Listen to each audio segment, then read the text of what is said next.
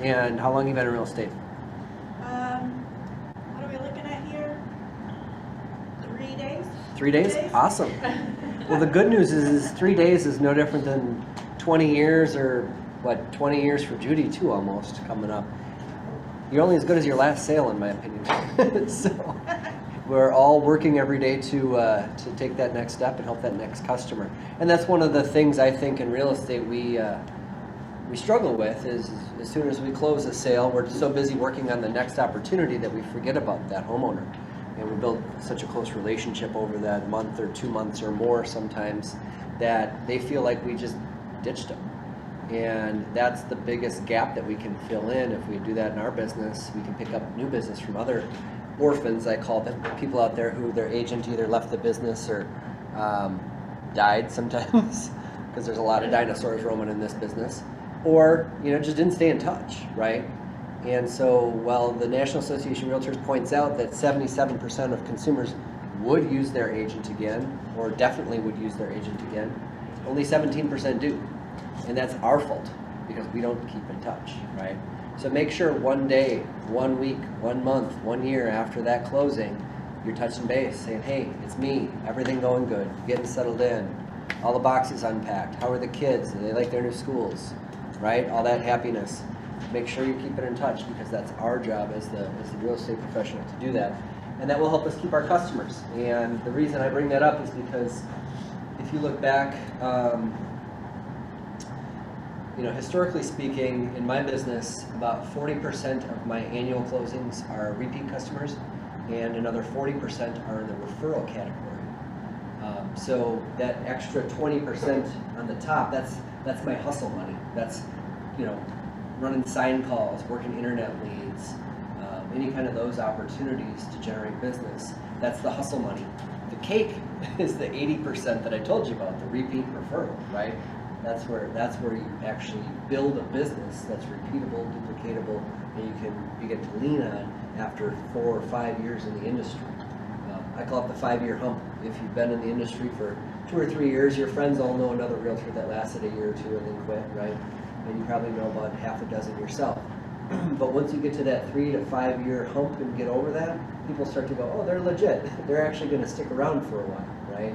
And 95% of the agents don't make it past 5 years, so it's no wonder they have that perception. It's the reality.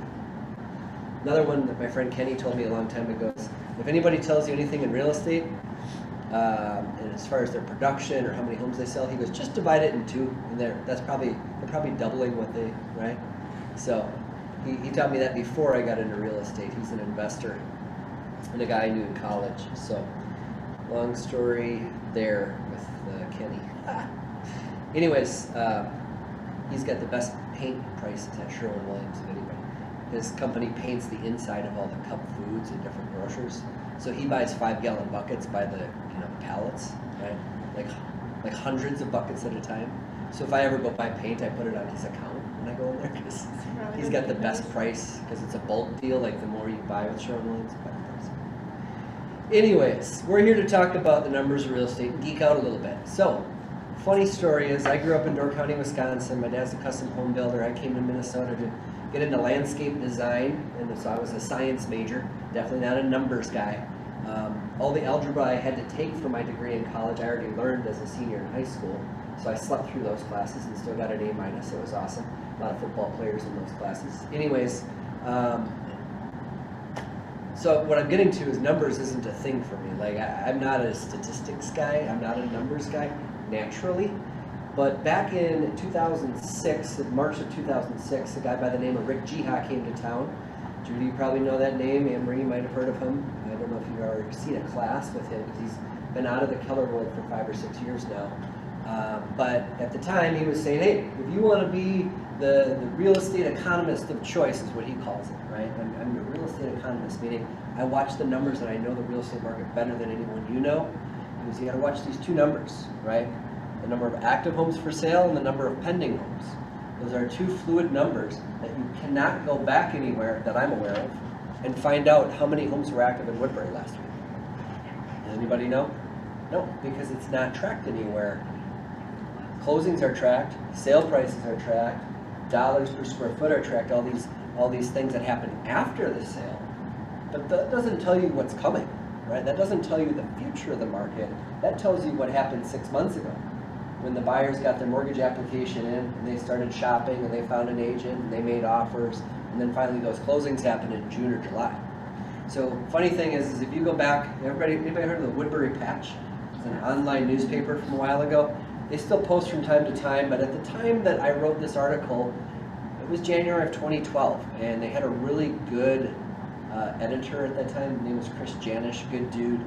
Unfortunately, he couldn't sell enough ads, and they couldn't justify his salary, so he found a new job.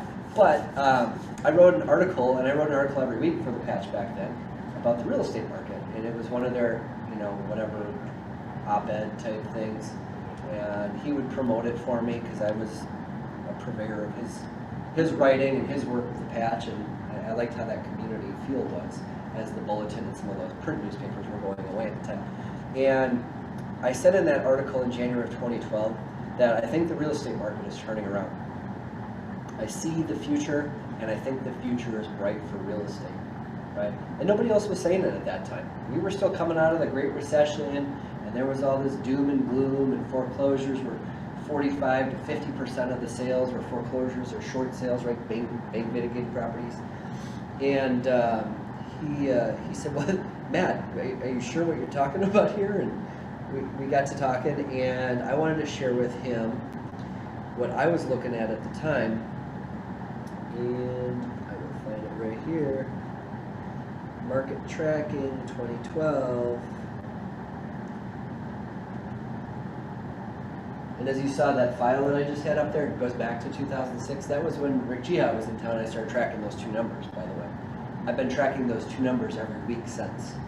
I have a file for every year, every 52 weeks, every Monday. Michelle does it for me now, but I go in and keep an eye on what's going on in the market. And I used to have to do it. Remember the old MLS areas? So like Woodbury was 726, and Oakdale was 725. And they had all these different MLS areas. We don't do that anymore. But here it is, the showings per listing in 2012. Can everybody see this? I'm kidding, Judy. Very funny. Let me see here. I can up the size. All right. So what you have here in my showings per listing, and this is why it's Geek Out numbers of real estate. I'm doing a CMA class next week that's going to be more, entry level. Like, I got a friend who wants to sell their house. What do I need to tell them, right? And we'll get into a couple of those things today, but this is really diving much deeper to have an understanding of where is the market going and what do we expect. First thing is the Mortgage Brokers Association, MBA. They track the applications, new home purchase loan applications. That's your first thing, right? What's the first thing the buyer do, right? Well, they look on Zillow and then they realize that there's no homes for sale. Then they go out and apply for a mortgage. And so if the MBA is projecting numbers on the rise, that's a good sign, right? A year ago, we thought there was a whole bunch of mortgage applications. At that time, they projected that this year would be about 30% higher. I haven't seen those numbers yet for this spring. But what I'm looking at here is, and you'll all wonder why every Monday morning, Jana sends out an email with a couple of spreadsheets. It's because I used to track these numbers a different way. Now we can track them in showing time, and Jana sends it out. But that's why that email comes out. And it's been like that for, I don't know, 8-10 years. Because I asked the front desk to do that for us 10 years ago. We still do it today. Because we're looking at this right here. The number of daily showings that we have in our office. Now, just a quick sidestep. Real estate is local, right? So, like Gary Keller does at our big convention, he looks at the country, right? 6.2 million home sales, blah, blah, blah. Well, what does that matter? Like, what's the average temperature in the United States today? 70 degrees. That doesn't help us right now. It's freaking snowing, right? So, then you got to look more regional, right? And then you look specifically into certain markets. And the more specific you can get, the better. There was a time where I was tracking 2-story homes in Colby Lake versus 2-story homes in whatever neighborhood, right? And these are just little neighborhoods of Woodbury, and you can see different pricing and different movement, right? A really fun one that I point out from time to time is Savage, down between Burnsville and Prior Lake, a little community called Savage. There's no Savage school district. Half of Savage goes to Burnsville, and half of Savage goes to Prior Lake. Well, if you're selling a home in the Prior Lake district, you're going to get about $20,000 to $30,000 more than the Burnsville. Why? Because Prior Lake's a young and growing district. New schools, lots of money, all the referendums are getting juiced. People are voting for additional funds to go in that district. Burnsville is an older community. They got a lot of grandmas and grandpas there now that don't care about the school because their kids are long gone. So they don't vote for those things because they got a limited income. They don't have extra money to throw at it, right? So now Burnsville, the school district starts to suffer. That's one very interesting thing that you can find using numbers, right? Just by being able to peel back some of the layers of that onion and understand what does that really mean for my homeowner, my consumer, right? Back to where we're at here. This is the daily number of showings for our office here at Keller Williams.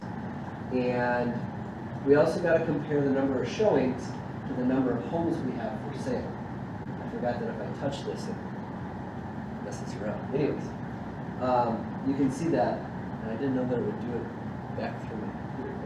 Anyways, the number of daily showings, and then I calculate a 7-day running average and a 14-day running average. Because we all know that more showings happen on Thursday, Friday, Saturday, Sunday, right? We don't really want to discount on Monday or Tuesday, but we also don't want these crazy ebbs and flows of the data. We want to try and get a projection of where is this really going, right? And so what we're doing is we're taking that daily number of showings, running it out on a 14-day average, right? And then we're taking the number of homes for sale, and we're comparing the total to the number of listings, and we have 1.0 showings per home per week.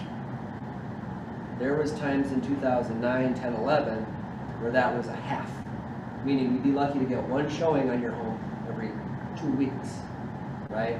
And Dana and Mo, you're looking at me cross-eyed, right? Because you don't remember these days because you weren't paying attention back then, right? But in 20 years, this is something where I saw what we're experiencing today go all the way back to what that was like. And that's what helped me understand where we are moving forward. See, cycles repeat themselves, right?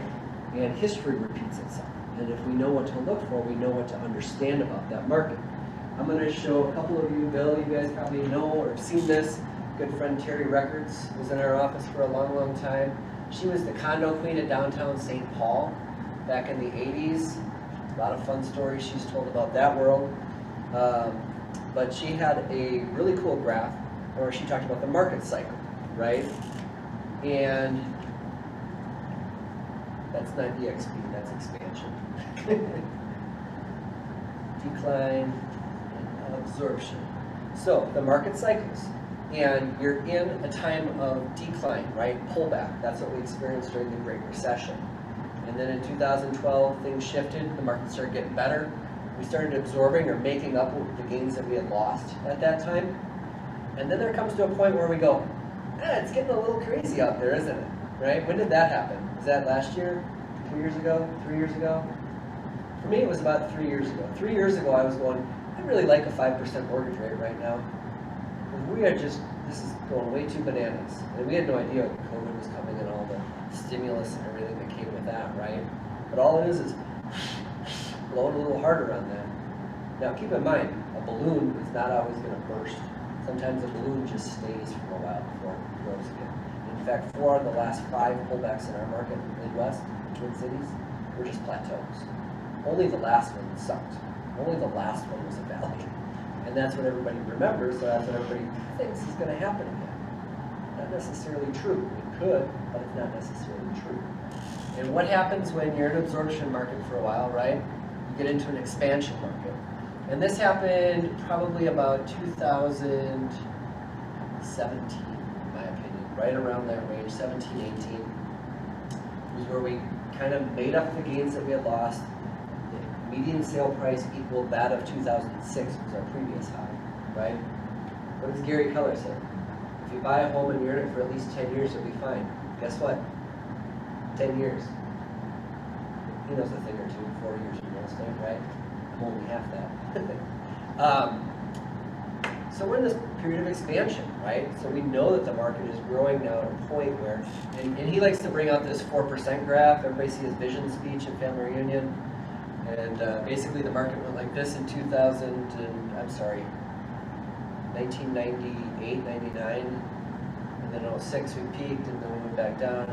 And this last year was the first time that we actually went back above that 4% average that he talks about. It's the same circle that Terry had. It's just a different way to draw it up, right, for Terry and Gary. So, here we go. The number of showings, number of homes for sale, one showing per property.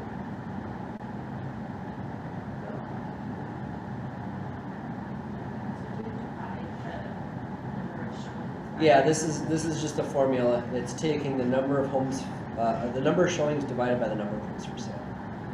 And as you can see, that grows. Well, what happens at the end of January and into February? Spring market. End of February into March. Parade of homes. Parade of homes into what? Right? March into April. Look at this. Now we're getting up to 2.5 showings per home per sale. We hadn't seen that for 6 or 7 years. To see 2.5 showings per home per sale, just for our office, right? Again, now you can do this through showing time. You can do it for price points. You can do it for different areas. Does everybody know how to do that? You want me to show you that? We'll get into that. Cool. But I had to do it the hard way. I had to actually track it back in the day and build these cute little spreadsheets, right? And so that's what made me realize that the market was getting better. That's why in 2012, I wrote that, hey, I think we're on the right path here. Things are going to get better, right? When did the news people start talking about it? June, July? What do they talk about? The average sale price going up? Well, all those deals that get written in March and April, close in May, June, July, they're behind the 8 ball. They missed it, right? That's like predicting when something's going to happen, but being just a few months late to the party, right?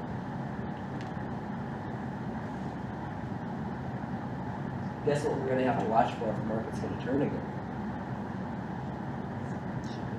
We're going to see inventory build, the showing activity is going to fall. And as the showing activity falls, inventory is going to continue to build. Not just on a seasonal basis, but on an annual basis, right? And then we're going to see some of that, prices are going to start to stabilize or fall, right? And it'll all work its way through the system, just like it did last time. So, that's that. I'm going to bounce now over to MLS. That's right, not Facebook, not VRBO.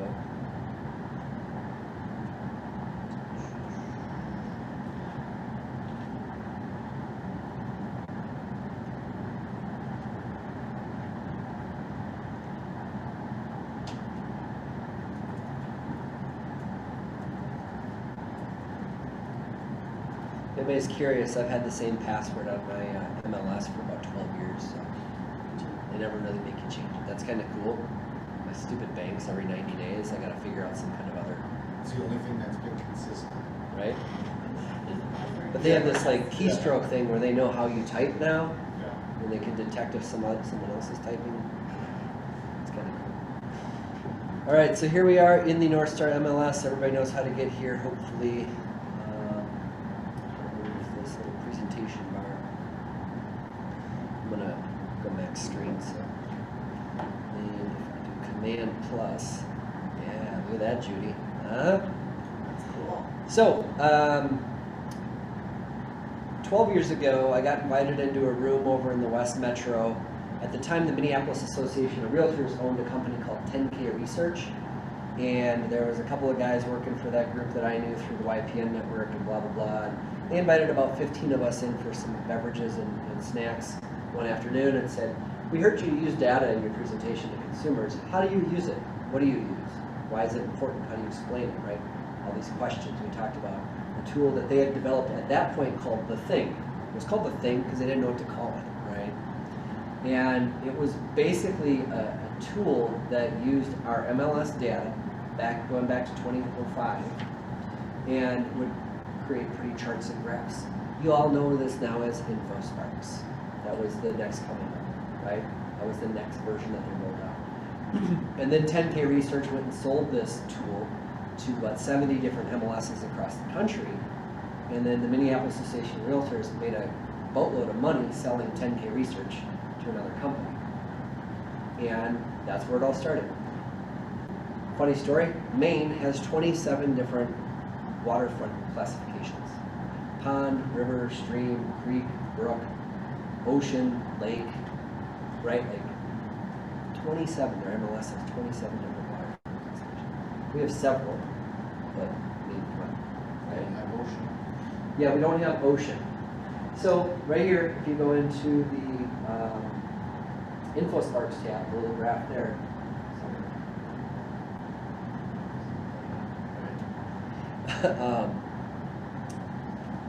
Brings you over to, as you can see, InfoSparks Market, 10K Research right there in the URL. That's the company. I think their logo's down here somewhere. Anyways, this is what we created, and we said, hey, we want to compare different areas. We want to compare, at the time, traditional lender-mediated foreclosures. Half the market at the time was bank involved. Let's look at foreclosed homes versus short sale homes. We all knew at the time that short sale homes sold for less than bank owned, which sold for less than traditional sales, right? Because of all the bank red tape we got to get through. But we wanted real data that proved it, and this tool then became that. One thing I like about this tool is if we hop into, let's say, Woodbury City, here is your median sales price going back 3 years. You can go back to the max, which is 05. That's because our MLS changed in 05, and the way that the data was stored can be accessed back to that point. And this is the median sale price. Oh, when did Matt write the article? Oh, 2012. What happened? What happens if you compare Woodbury to Cottage Grove, right? Boom. Well, homes in Woodbury appreciated 9% last year. Cottage Grove almost 15%. There was a time in Woodbury, and this was about 5 or 6 years ago, where a 1,200 square foot one-car garage townhome in Woodbury was your best investment. If you could have bought a couple dozen of those, you would have made millions, because they were appreciating by 20 to 30% at that time. Now, obviously, we look at the average appreciation. Well, that doesn't mean that all the $1 million homes are going up by 20%. And when the average price appreciates, does it go like this or does it go like this, right? We were seeing a lot of this because there's plenty of homes being built right now, $500,000, $600,000, $700,000, and those prices are pretty stagnant in today's market. You're going to get a little bump this year because of the increase in the conforming loan rate, which used to be like 540, now it's like 640 or something like that. So that's going to push up $600,000 and $700,000 homes, in my opinion. We'll see what the data shows later, right? But this is just a fun thing to compare. When you're in this graph, it's important though that you understand this is being smoothed out for seasonality. Meaning right here it's got a what's called rolling 12-month average. And so we all know that the market in the spring, right, the first thing you see is new listings coming into the market, right?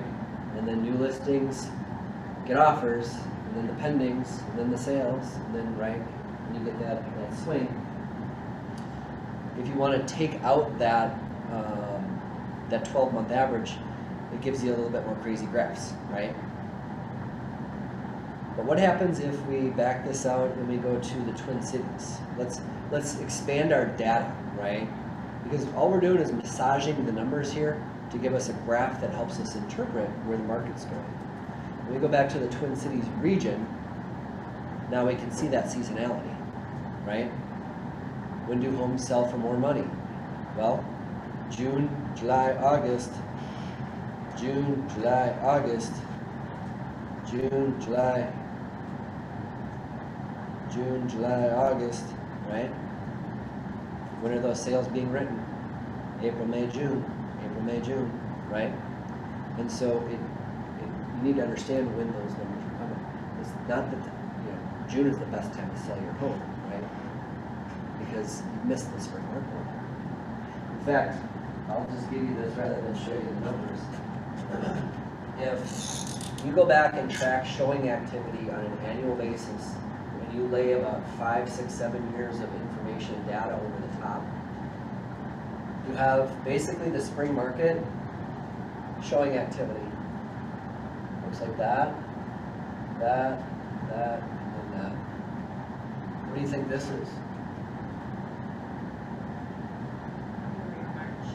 Memorial Day. January, right? December. Memorial Day. Showings wrap up. Spring market. People wanting to get in a home before the summer starts. And then we all get busy in June with our kids' activities and cabins and trips and lake life, right? And then this little thing called the 4th of July happens, where we go, oh shit, we were going to move before school starts again. We got to find a house so we can enroll the kids in those great schools come September, right? And then we have Labor Day, which is we want to get in the house before the snow actually flies. We don't want to be moving while it's cold, right? And those are your 3 showing peaks throughout the year. So when you're considering putting a home on the market, do you wait until the first week of June? You'll still sell homes that time, right? Again, you sell homes all year round. But if you want to be partaking in the big party, you got to understand when to show up. The best time to list a home for sale, in my opinion, is after the Super Bowl. Because you get the end of February, which buyers are getting antsy, they're sick of being in the house, they've been searching on the apps and the websites. March is the parade of homes where the builders are like, come see our homes, come see our models. They're pumping money out there to the public, right? And then these people get antsy and they go, boom, let's pull the trigger, let's make it happen, right? We had a little early jump this year because rates bumped up in January, so, but, you know, there's all these different factors. And if I look back at the data, okay, Memorial Day, 4th of July, Labor Day.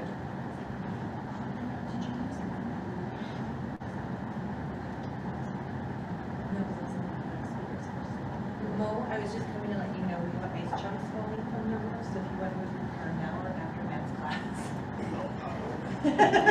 Good choice. Are you lined along the back of the wall or the front? You should be fine then.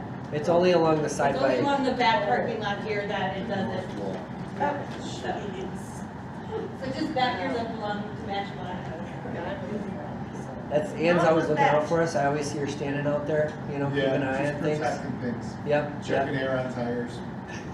We're letting it out. Smoking cigarettes. Heaters. All right. So that's the seasonality piece. I'm going to roll this back to the 3-year, and you'll see how aggressive it actually gets, right? Median sale price. A fun one to look at is the number of homes for sale, right? How many homes are currently on the market? Well, that's, you know, tracking the number of homes for sale, right? Looks like in September of 19, we had 13,000 homes. Whoa. COVID, right? Kind of went sideways for a while. We had to figure out how to live and how to deal with COVID during showings. We actually, that was like the first year that we barely actually had a spring market. We just kind of went down in the number of homes for sale. And as you can see right now, 4,000, 4,000, 4,000, 4,000 homes for sale. Do you want to know what we had back in 2007? Is that Metro? Twin Cities region, 7 county. We had almost 40,000 homes for sale, 37,000. That was what year? 2007. 2007, we had 40,000. Yep. And 2020, 2022, we had 4,000. Yeah, and you know, again, I told you, inventory built, right, with seasonality. And then we knew the market was kind of turning in 06, 07, but we didn't want to admit it. And then 08 with the banking crisis just hit the fan. And that's when things really got kind of stinky out there. Remember the first time home buyer tax credit? 2009, 2010? That's how the government can artificially affect the market. By throwing a free $7,500 out to people to buy a house, right? So the numbers don't lie. It's all right there. Pretty crazy stuff though. Days on market, right? As you can see, days on market actually climbs. February,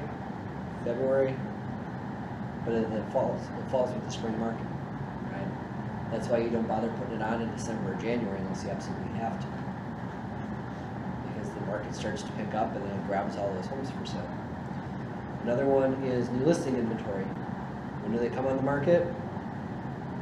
Right? Ramps up into May, then it falls off. Ramps up into May, falls off. What's the other thing? This graph will blow your mind. So the dollar volume, this is a fun one. This is a compilation of two different things. The increase in average sale price and the increase in the number of units, right? That's what I call the velocity of the market. How much money is moving through the market.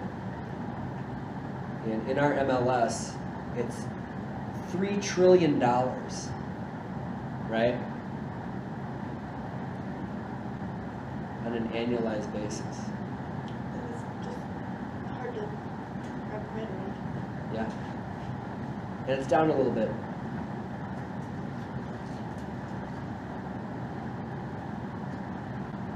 All right. Anybody have any questions on Inspo Sparks? I want to move over now to the showing time tool, which I wish we would just flush now that Zillow owns it, but it's kind of cool. So. You know what's cool? Actually, I went boating with the couple that invented transaction desk for the earnest money exchange. Yeah, they have a lake house up on Balsam Lake. And I was out there with my friends Chuck and Diana, and they're like, "Oh yeah, this is so and so. They do something with the MLS." And I'm like, "Oh, what do you?" And they're like, "Yeah, we invented transaction desk and whatever." Yeah, they were really nice lake house. My friend Diana dog sits for them when they're out of town. Usually they're out of town presenting to other MLSs on why they should buy their product. Anyways, I'm going to jump back to the MLS here. Remember where we logged in? We're going to go down to the same place and bop into showing time. Showing time is not just a place to set up showings. It actually has some really cool tools under the reports tab. Y'all see that right here? In the center kind of. And one of the reports I like to look at is the target market analysis. If you ever want to get depressed, you can click on the showings I have requested, and then you can select a specific buyer, like this guy. I've been showing him homes for 4.5 years. You might know him, the bald guys, Brian Johnson? No?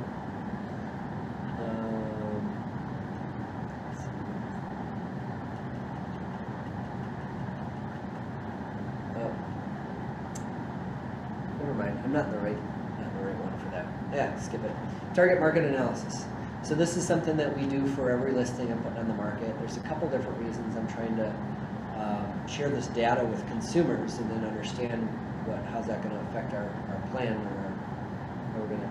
So let's just look specifically in. Anybody got an area they want to look in? Zip code.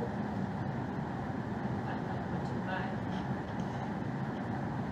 Did you know that 55125 had the most foreclosures of any zip code in the East Metro during the downturn in the market? Because all those homes were built in the 90s and they were sold at the peak of the market for people who were doing 80-20 loans, 100% financed, all that kind of stuff. And the people who sold those homes used their equity to build in 129 over in Stone Mill and Danson, right?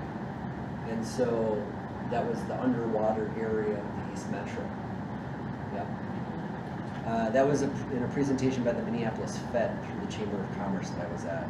I got to speak to that guy for a little while, banking and whatever. Real cool dude, good stuff. Geeks out on the numbers, that's his job. So let's use that's not a zip code, this is a zip code. All right. Click on it, that's why. All right. And I like to go back previous 90 days. And then, oh shoot, I should change the increment. 2000. So this is a report that you do when you meet with sellers, or Yep. Okay. Yeah, because pricing isn't just like a CMA. Like Right. pricing is a strategy. Right. And we got to know where we're at in the market. We got to know who our competition is. We got to know what kind of area we're in. Like the market I did yesterday was over in 55107. That's the upper west side of St. Paul. It's technically St. Paul, not West St. Paul, right? And they're about 3 blocks off of Smith, right? And as you get to the west, that area gets nicer, and the homes go up in value. They're not quite there. And so I had to look at that zip code, and then we had to look at what goes one way, what goes the other, and then how does that fit, right? It's not just pulling 3 comps and going price in the middle or whatever, right? You've got to really strategize this thing. And what we found was that there was way more showings happening between 250 and 300 than there were between 200 and 250. But there are also half as many homes for sale between 200 and 250, right? And so, of course, that makes sense. There was 19 showings per listing in the lower bracket, only 15 in the higher bracket. Again, both good numbers, right? But what you're looking for is in some neighborhoods, you might get up to 20 showings per home on the market in that bracket, and then you step up to the next bracket, and it drops off completely. That's why you don't price it. For instance, in that neighborhood, going over 300 would have cut the number of showings down by about a quarter. And number of offers then. Yeah, right. Yeah. Well, because what? Clicks online, right? People looking online, we call those impressions, equal click-throughs. Click-throughs are looking at more pictures, data, stuff like that. Equal showings, equal offers, equal price. And there was a time where I was tracking all those things for all my listings, and it was about a 10-to-1 ratio is what we found after a few years of this. If I got 1,000 impressions, I get 100 click-throughs, I get 10 showings and an offer. About a 10-to-1 ratio. So then I get 3,000 impressions, which would mean I get 3 or 4 offers, right? And it was about it all the way through. And it was really cool to watch that evolve. As the listing hits the market, it's showing activity, right? We're seeing these people clicking online, more electronic activity happening, translates into feet in the door, right? Feet in the door and offers on the table are the only 2 things that really matter, right? Because there was listings I had that were getting 20,000 impressions and only 5 showings and no offers. Well, what really matters to the homeowner? Yeah, How are you tracking? it's not an Instagram, right? What are you using to track the impression of how many people are looking at photos and stuff? So at that time, there was a tool through Keller Williams. I forget what it was called, but it brought the data through from Zillow, Trulia, Realtor.com, and a bunch of different other web portals. And the short answer is I don't do it anymore, so I have no clue. We used to use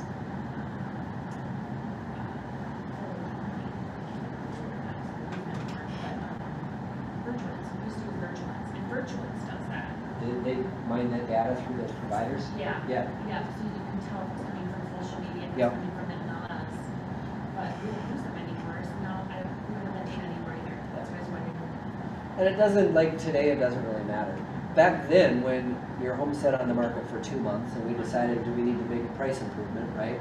I could say, hey, we've got 5,000 impressions. We've got, 400 people clicking through, looking at more pictures of your home, but they're not showing up. They're not convinced electronically that they need to come here in person.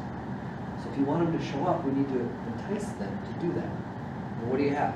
You have the location of the home, can't change that. The condition, probably not worth the money. You have the price. And if our marketing is getting impressions, your price isn't getting showings, we need to make a move. And would you call them every week and report those numbers to them, they'd start to get the message. And so then all of a sudden, after 3 weeks of not, any activity, maybe a couple showings with no offers, I could say, hey, it's time to make a move, right? Remember, you guys wanted to be in so-and-so by June? If you want to do that, we got to get an offer by the end of April. And that's coming around the corner here, right? So it made those conversations so much easier when you had the data to prove what you're trying to tell them, not just, I think, right? There was a guy that worked for Seagate, he works for 3M now, and one of the agents in our office at the time had his home for sale for a year, very minimal activity, blah, blah, blah. Went to expired, he was super skeptical of realtors. Let me have it a few times, no big deal. I came in, met with them. I brought up these charts, graphs, data, stuff that I'm showing you now, right? Things that I made in person, and he was blown away. Why? Because he's a numbers guy. He's an engineer. He likes to see the stuff and make the decisions. And I showed him the stuff. And he said, you're right, Matt, we need to reduce our price. Meanwhile, this other agent from our office couldn't do it for them, right? No longer in the business. Randy Mullen. Excellent shoe salesman. Guys made a mint selling shoes. Real estate wasn't really his thing. Well, that guy's translated into several referrals for me since that time. And he sold his little Cottage Grove 250, bought a 500 down in Credit River Township that's now worth $1 million because he bought it from a bank.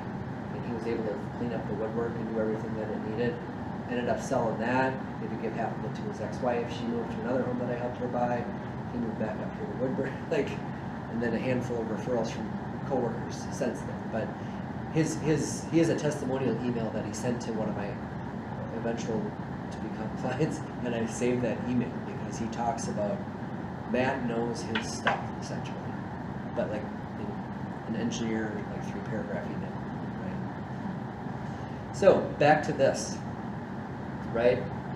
Where are the most of the showings happening in Woodbury? In the last 90 days, we've had about 900 showings between $450,000 and $500,000. Right? And then it drops off significantly between $400,000 and $450,000. Goes all the way down to 327. Right? And then 350 bounces back up to almost 500. Well, when you get down below 300,000, you're into the townhome market. Because there ain't no houses for sale in Woodbury at 350 anymore, really. Single family. This is all fine and dandy, but what's more important is when you look at this part of the graph right here. And this is where we get into the number of showings per listing. So 865 showings, we have 25% of the showings are happening between 450 and 500. It's 40 showings per home. And then it drops off to 31, right? And you're watching these numbers to make sure that they click. So it doesn't change you much if you're going, say you're considering pricing it at $599 versus $601. By the way, I would never do that. But you're at 19 showings per home, right? You're up to 23 in the other direction. So it doesn't really change much. But if you see it go from 20 down to 4, you really deserve to be over this price point, right? Now another trick is bracketing. Everybody's got their favorite app these days, and you go to the website or the app, and you search homes for sale. Does it say, I want to see homes from 273.9 to 621.4? No, it's 275 to 300, 300 to 350, right? These are all at $25,000 increments, sometimes $50,000. And so when you're working with a home buyer that's in less than, say, $400,000, they're going to be looking at a $25,000 bracket. Once you get up over $400,000 or $500,000, it's more like a $50,000 to $100,000 bracket, right? Their money changes. Well, do you price it at $299.9 or $300? I price it at $300 because you get both those brackets, right? This isn't Walmart. People aren't dumb.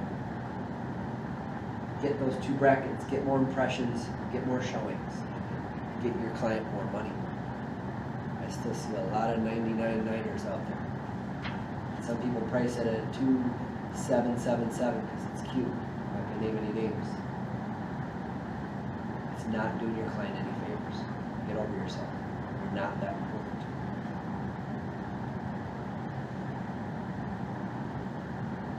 We're a service provider, right? Your server doesn't have his picture on his business card at the restaurant.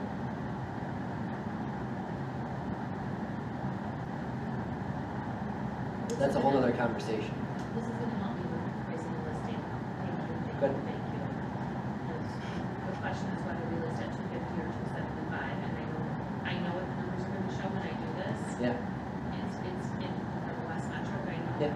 what's going to happen. We're going to need to be at 250. And hopefully that gets you more showings. Yeah. And you get an offer for 262, Yeah. or 265, right? Who knows? I mean, I'm still not convinced that intentionally underpricing it is worth it in our market. You know, California, New York, some of those people can, whatever. But the reality is the market never undervalues property, right? We're giving a market analysis. That's just showing you what historically has happened. Then we're talking about some of this data to help project into the future what you can expect. But we don't know, right? I mean, put a home up for sale. Is Anne Marie going to appreciate it as much as I do? I don't know. I need 4 bedrooms because we got 3 kids. You need 2 bedrooms and you'd like more of a 1-level executive, right? I'm going to have a 2-story, right? We're going to value things differently. What about the decor? What about the location? What's it close to? What's it like? All those different factors, that whole like matrix of what people value. School districts, commuting, whatever, you name it. Everybody's got their own needs, and that's where the market shows up, helping us understand that stuff. So we're just interpreting what's going on, right? I don't make the market, I'm just here to interpret it. And the message the market is sending is, here's the data, right? Here's how I'm going to help you make an informed decision. That's our job. Any questions, Mo? Just learning Dana? stuff. Diana?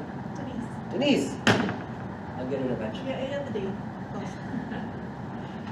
Judy? Good. Thank you. Yeah. So, just so I'm clear on how you got here, so you went to reports, target market analysis, put in the zip code, and then you put in the dates. You did 90 days. Yeah, you can massage the data with any of these variables here. But And that it's, gives you those 2. yep, it's just in reports, target market.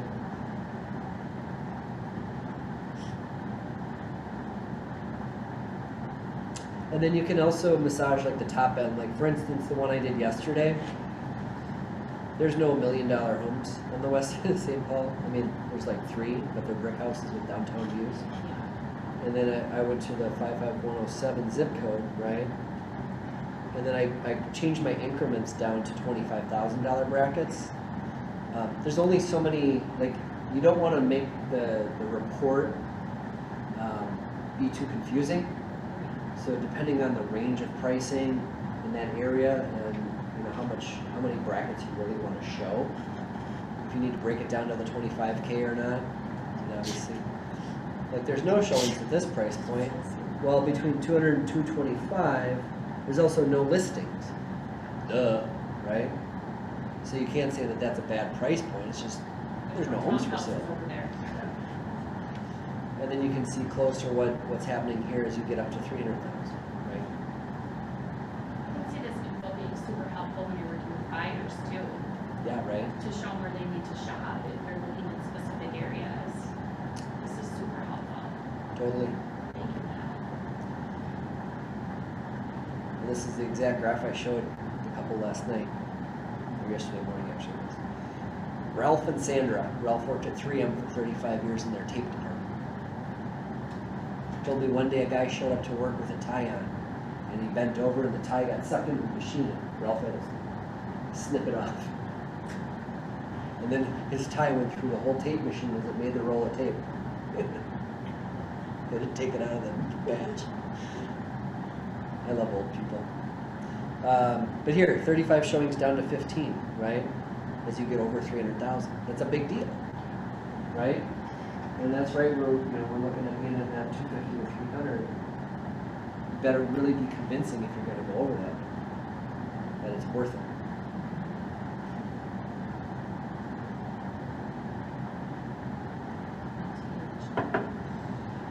That's all I had to cover today.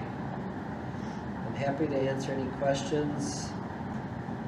Thank you. I'd love to hear some ahas. Mo, what did you learn today that you're going to use moving forward? I mean, you have to use the show time to make reports. Yeah, Because I usually just use it to schedule a show, but I never knew we had all those data to kind of go back to. right. In the Excel spreadsheets I was showing you was just our Keller Williams office, right? And then now the showing time, you can actually dig into all of the showings in that area in our entire MLS pretty much, like 99% of them. And that data is amazing because the bigger data set you get, the more accurate of a picture you can draw. for sure. Denise? I agree that the last part was really helpful, but I also really liked your perspective on best time to list. And I'm just looking at my notes here, but My actual answer, when somebody says, when's the best time to sell a home, man? When you want to move? yeah, When you don't like living there anymore? When you're tired of making the payment? When you're not excited to write that check to the bank? That's the best time to list because life happens, right? We all need a roof over our head. The majority of moves happen for a few different reasons. I call them the D's. Death, divorce, downsizing, right? All these things happen. just don't like it anymore. Right. And people don't move because of interest rates. People don't move because the prices go up or down. They move because life happens. And they have a different need for their housing situation. That's why the average move in America is less than 7 miles. Because they want to go to the same store and the same gas station. They just need a different configuration for their living situation. People like their neighborhood. How many times have you heard that inquiry? I really like my neighborhood. I'll live here until I die. You have to take me out of here in a pine box, right? And then they got a $400,000 addition to their house in the neighborhood. At best, it's worth $250,000. And they're like, you'd be lucky to see half that money back. Another report that I didn't talk about, but you can search it up, is called the Cost versus Value by the Association of National Building Remodeling, OJB, whatever. Cost versus value tells you not only in the country but in different regions what projects are worth in terms of your cost, your investment Where do versus we find that? ROI. Just Google it. Every year they come up with a new one. I print that out. Association of Remodeling. Home building remodeling, something like that. Cost versus value. It'll come up. Sometimes you gotta log your email in to get their newsletter, to get the free report, blah, blah, blah. It's worth it. Because people are like, hey, we want to add a porch. What's its worth? Not what you're going to pay for it. I'll tell you that right now. In fact, there's not a single project you can do in your house that will get you 100% of the investment. Kitchens and baths are best, about 70 to 80%. Think about it though. Who makes the decision of buying a house? Generally the female. She calls it. This is the one, right? Stereotyping, where they spend a lot of their time. Kitchens and baths. Right? Surprise, surprise. For a while, there was one project in Minneapolis that would get you more than 100%. It's adding a 5th bedroom. Why? Because at that time, there was a lot of need for 5-bedroom rentals. Section 8, I used to rental properties and whatnot. Adding a 5th bedroom. More than money. The other one was additional attic insulation. The average cost of the project is like $2 grand, and it returns you $2,500. Like, it's not worth your time. Don't actually go put insulation in your attic to make money. But it was over 100% for a little while. And that's like when I flipped homes, that's why we just put lipstick on the pig. I'm not there to move the toilet and reconfigure the kitchen. That's a waste of money. All we're doing is paint, carpet, maybe some new cabinets and countertops, right? Then you get into the fixtures and faucets. That's it. That's it. Not moving walls, not, right? That doesn't make money. A little lipstick on the pig, turn around, sell it, move quick. 28 days in and out. That's my goal. Yeah. But they're cheap and easy. This is super helpful, thank you. Pleasure. Do a class on like what those numbers that you know that the office sends out, like what all that means? Because I just, Yeah. this is super helpful. This will be helpful for buyers and sellers. Well, good. Yeah, it's all about educating our customers, right? I used to say that educated customers make good decisions. What's a good decision? Depends on what they need. Right? Maybe a good decision to not sell their home, and that's okay too. Maybe a good decision to not buy quite yet for certain factors, right? We're all long enough to get the opportunity.